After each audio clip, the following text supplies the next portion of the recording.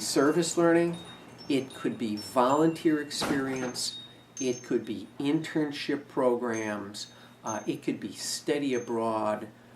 Life is about trial and error, so seeing if you really think that the job you thought you wanted to do is what you wanted.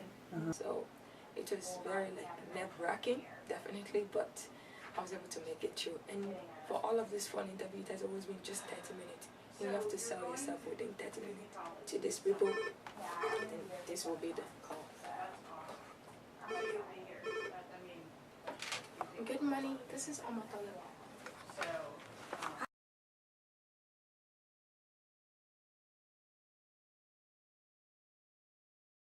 It's normally we're supposed to wait till our senior year before we can do our internship, but I did not believe in that. I believe that I have to not just learn the academic stuff, but also learn to practice what I'm being taught. So I decided for myself that I was going to go and look for community services or service project that benefits me, that works for what I'm studying in. And so I've been able to do a lot of community services in all sort of areas that has nothing to do with school. Big thing that I found was my internship. Normally for social work you do your internship in South Carolina alone and around the radius of 15 to 20 miles from here.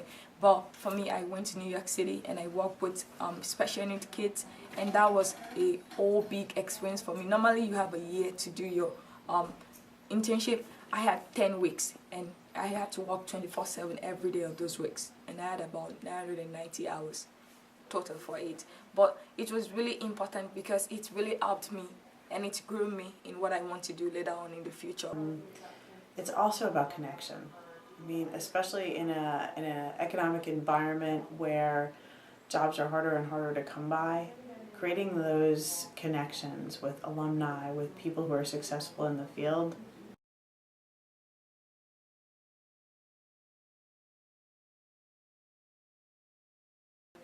For New York City, now I have a lot of resources. I have people that I can call on. They can say, if I need help with this area, I know a lot of people that specialize in other things, and I give the time. I try my best to at least email them once or twice in a month to see how things are going and to ask them questions, and they always respond. And that way I build a lot of collaboration. So if I'm interested in something, I know, I think this person knows a lot more about it, and I can ask for their expertise, and they'll be able to help me. So those are some of the things that have come out of this relationship.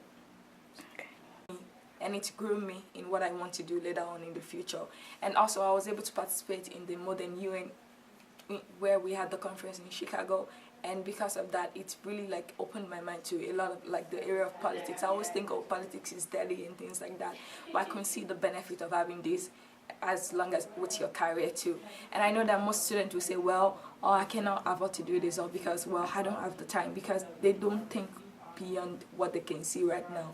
And I think it is really essential and it is important for students to look beyond their situation right now, to look at their future goal, and that should be the major factor that is guiding them in what they are deciding to do. So I would really encourage and advise students to take advantage of just not academic stuff that we have and engage in it, and that can really enhance their college experience, and they cannot be bored or say they do not like the school because they do not have this, but create the experience for yourself even if the school is not going to give it to you.